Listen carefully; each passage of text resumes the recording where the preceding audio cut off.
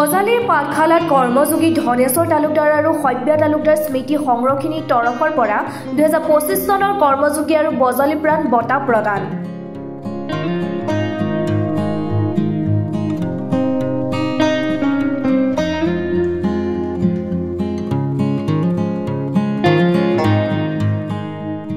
কৰ্মযোগী ধনেশ্বৰ তালুকদাৰ আৰু সভ্য তালুকদাৰ ন্যাসৰ দ্বাৰা কৰ্মযোগী উপাধি বঁটা প্ৰদান কৰা হয় বিশিষ্ট শিক্ষাবিদ তথা সমাজকৰ্মী ডক্টৰ ৰঞ্জিত ডেকাক।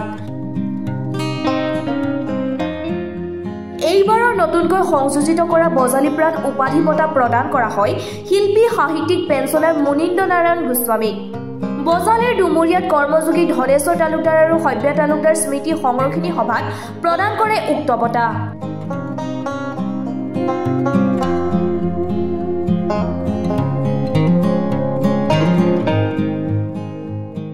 বঁটাৰ লগতে থাকে অসমীয়াৰ স্বাভিমান গামোচা, জাপি, শৰাই, চেলেং চাদৰৰ লগতে সম্বৰ্ধনা পত্ৰ আৰু নগদ 10,000 টকা। এই বঁটা পূৰ্বতে সমাজকৰ্মী নগেন দাসক, শ্ৰীৰাম একাডেমীৰ অধ্যক্ষ ডক্টৰ দুলাল তালুকদাৰ, ডক্টৰ মাধুৰ্য মণ্ডিত বৰুৱা, প্ৰতিদিন টাইমৰ মুখ্য সম্পাদক নিতুমণি শইকীয়াক, বেহাৰবাৰী আউটপোষ্টৰ পৰিচালক মনোজ শইকীয়াক এই বঁটা প্ৰদান কৰা হৈছিল। বিশিষ্ট শিক্ষাবিদ সনাতন কাকতীয়া আধৰা অনুষ্ঠানটোত সভাপতিত্ব কৰে ডক্টৰ ভূপেন তালুকদাৰে। উক্ত অনুষ্ঠানত উপস্থিত থাকে কলিতা জনগোষ্ঠীৰ অসমৰ সভাপতি ডক্টৰ সোণেশ্বৰ কলিতা, বন আৰু পৰিৱেশ কৰ্মী আনন্দ খাটনিয়াৰকে ধৰি অনেক গণ্যমান্য ব্যক্তি।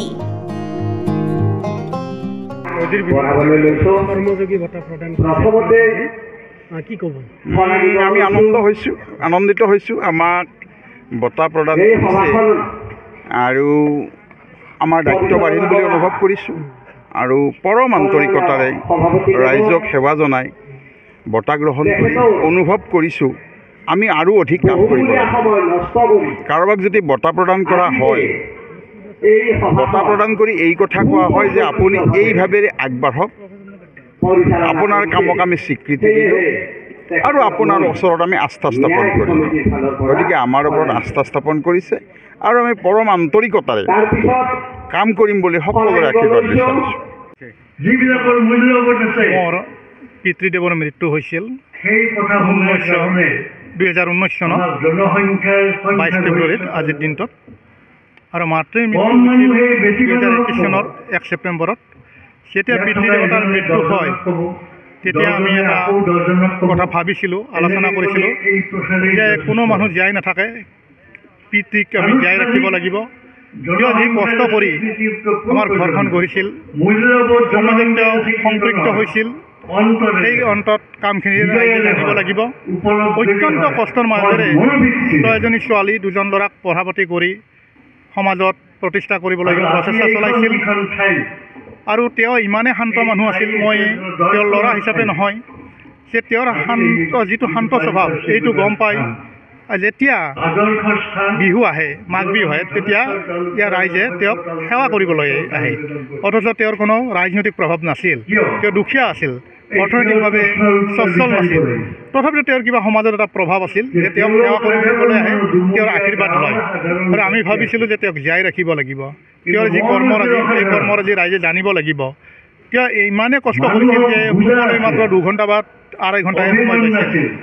প্ৰথমতে তেওঁ শিক্ষকতা কৰিছিল কেইমাহমানৰ কাৰণে, ঘৰ নচলাত তেওঁ ব্যৱসায় কৰিলে, চাহ দোকান, নিজে বস্তু তৈয়াৰ কৰে, খোৱা বস্তু তৈয়াৰ কৰে, আৰু কান্ধত ভাৰখন লৈ বজালী অঞ্চলৰ যিবিলাক বজাৰ আছিল সেই বজাৰলৈ।